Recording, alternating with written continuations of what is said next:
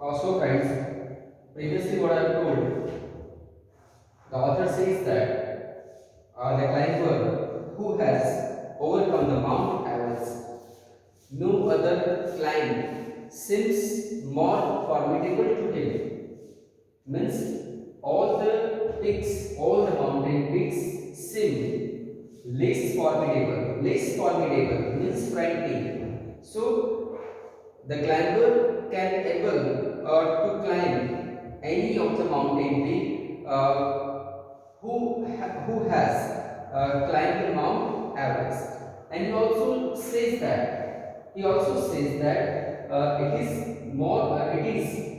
the person who has climbed the Mount Everest, which is the other mountain peaks are less formidable and no easy means they are not easy to climb because they have to face more difficulties and obstacles, and after these difficulties and obstacles they can climb on the mountain peak. So they have got more experiences, more new experiences to climb on the Mount Everest. And Mount Everest is the highest mountain peak in the world, and in his way he has to overcome many difficulties. So it is not easy, and after that climb, any other climb is no more formidable. So this type of the experience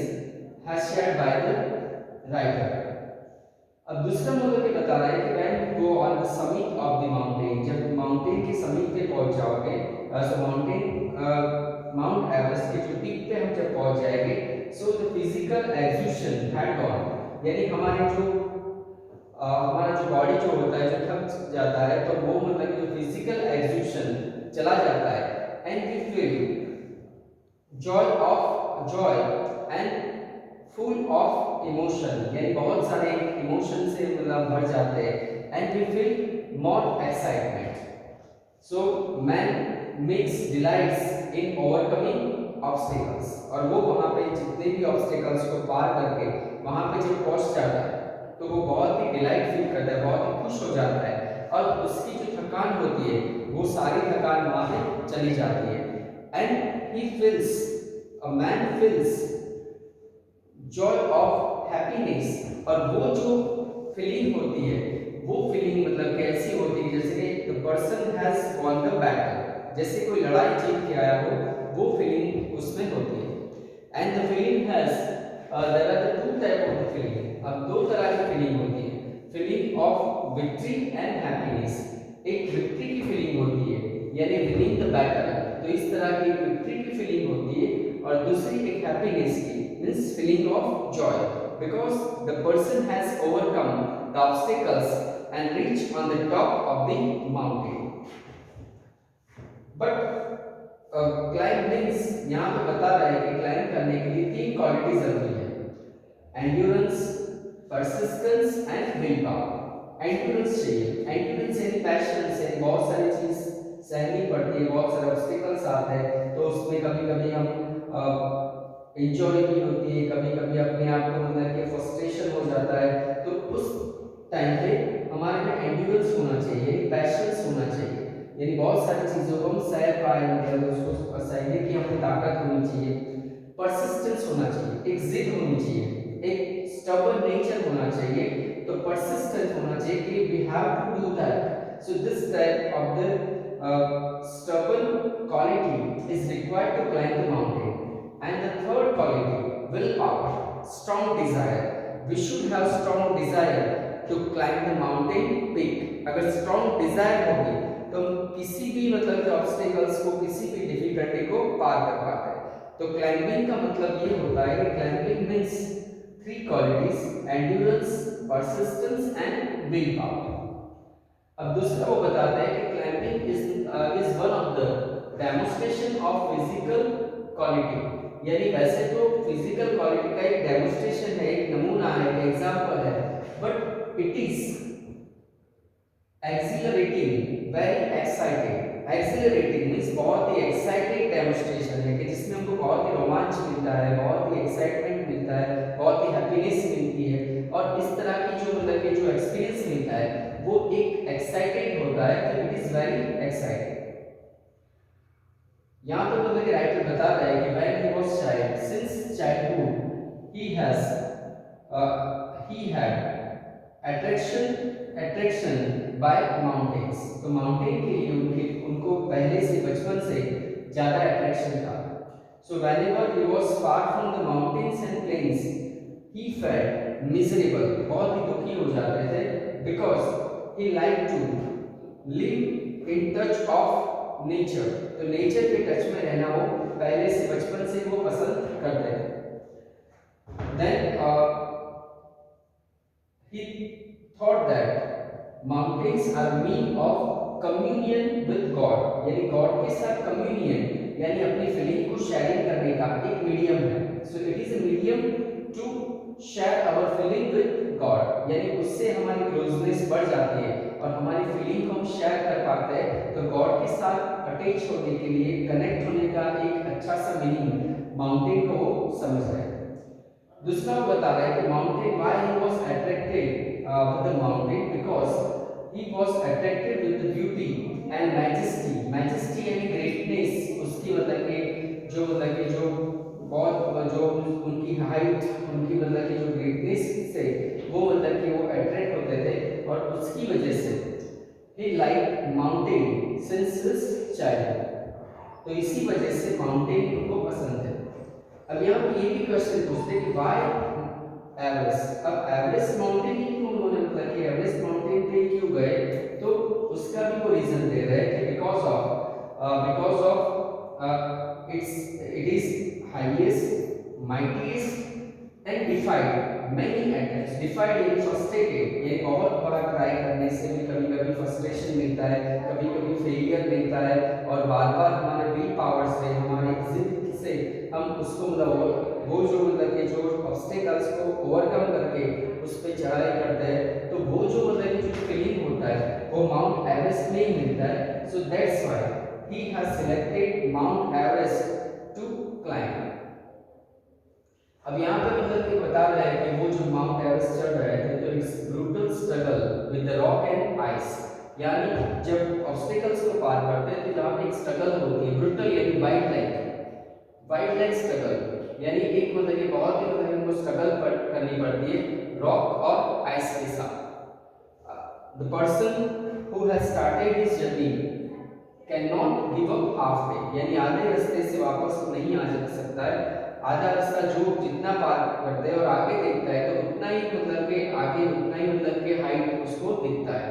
तो जो journey है it is full of struggle and it requires your will power and persistence. When you have overcome the Mount Everest, you feel the victory and happiness. तो feeling जो होती है victory और happiness वाली feeling वहाँ पे दिखती है। अब बता रहे हैं कि जब हम माउंट एवरेस्ट मतलब कि जब हम चढ़ रहे हैं, तो mount Everest is attracted with its beauty, बहुत ही मतलब उसकी ब्यूटी सबको अट्रैक्ट कर रहा था। अलूफनेस यानी उसकी हाइट, उसकी माइंड यानी उसकी जो मतलब बहुत ही पावरफुल मतलब बहुत ही हाईएस्ट माउंट एवरेस्ट का जो पीक था वो हमको मतलब अट्रैक्ट कर रहा था। एंड रजिडनेस मींस उसका roughness, and in all this the author has to face many difficulties on his way. तो उनकी वेज में उनको बहुत सारी डिफिकल्टीज को फेस करना पड़ा। अब यहाँ पे वो अपने आप को क्वेश्चन पूछ रहे हैं कि why I climb mount Everest. तो माउंट एवरेस्ट क्यों क्लाइंब किया, तो ये क्वेश्चन का आंसर वो दे रहे हैं कि why we help our neighbour, कि हमारे नेबर को क्यों हेल्प करते हैं, क्योंकि वो हमारा ड्यूटी है। So as per duty we have to help our neighbour. Why do we breathe, हम क्यों सांस ले रहे हैं, तो वो मतलब कि वी कैन सर्वाइव आवरसेल्फ, हमारी लाइफ को कंटिन्यू करने के लिए, सस्टेन मतलब कि उसको मतलब कि कंटिन्यू करने के लिए हम ब्रीथ ले रहे हैं। Why do we find a good act, यानी अच्छा काम करने के लिए क्यों सोच रहे हैं, तो वैसा ही एक मतलब कि एक बेस्ट एक्सपीरियंस जो है जो माउंट एवरेस्ट को पार करता है। यानी माउंट एवरेस्ट पे चढ़ना है, वो एक बेस्ट एक्सपीरियंस को इस तरह के सारे नॉर्मल वर्क के साथ वो कंपेयर कर रहे हैं। वो बता रहे हैं कि जब हम माउंट एवरेस्ट पे चढ़ेंगे तो अपने आप को मतलब कि ऐसा फीलिंग होगा कि you can see our smallness in a large universe, यानी यूनिवर्स कितना बड़ा है और हम कितने छोटे हैं। यूनिवर्स में इतनी बड़ी बड़ी चीज़ें हैं और यूनिवर्स इतना बड़ा है कि हमारा जो वजूद है, हमारा जो अस्तित्व है, वो बहुत ही छोटा है ये यूनिवर्स के कंपेयर में। तो वो जो फीलिंग है, वो जो एक्सपीरियंस है, वहाँ पे हमको मिलता है। द एक्सपीरियंस इमोशनल, बहुत इमोशनल एक्सपीरियंस होता है, एज वेल एज स्पिरिचुअल, यानी इमोशनल एक्सपीरियंस के साथ ये स्पिरिचुअल एक्सपीरियंस यानी थोड़ा आध्यात्मिक एक दिव्यता का अनुभव होता है जब हम माउंट एवरेस्ट पे चढ़ते हैं। He also said that last climb of the Mount Everest was very difficult. In this, we have to sharing a rock with another climber. अब वहाँ पे हमको another climbing के साथ rock share करना पड़ेगा। And he believes in your way, यानी वो हमारे लिए rock को fix करेगा रास्ते में। Sometimes we slip down and we lose our courage. Again we breathe and we try to make attain, और इस तरह मतलब कि attain करेंगे and we try to overcome the difficulties।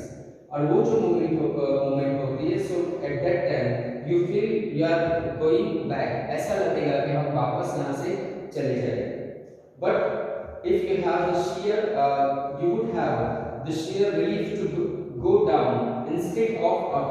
अब जहाँ पर तुमको ऐसी स्ट्रॉन्ग फीलिंग हो जाती है कि मतलब कि यहाँ से वापस ही चले जाए, अब बार बार अटेंड नहीं करें, but there is something in you that does not let you give up। लेकिन तुम्हारा जो करेज होता है, तुम्हारा जो विल पावर होता है, वो तुमको हिम्मत हारने नहीं देता और तुम आगे बढ़ते रहते हो। और then you start continue your struggle and you get go on। your companions keep you with you, और तुम्हारा कंपेनियन हमेशा तुम्हारे साथ रहता है। एंड another 50 feet, अब बोलते हैं कि जस्ट अनदर 50 फीट, 15 फीट, अब खाली 15 फीट है, 50 फीट है, ऐसे वो उनको मतलब कि एनकरेज करता है। And because of that your will power you can climb on that, so that how you can overcome the height. That is about the lesson. We will discuss about the next part of the lesson in our next lecture. Thank you.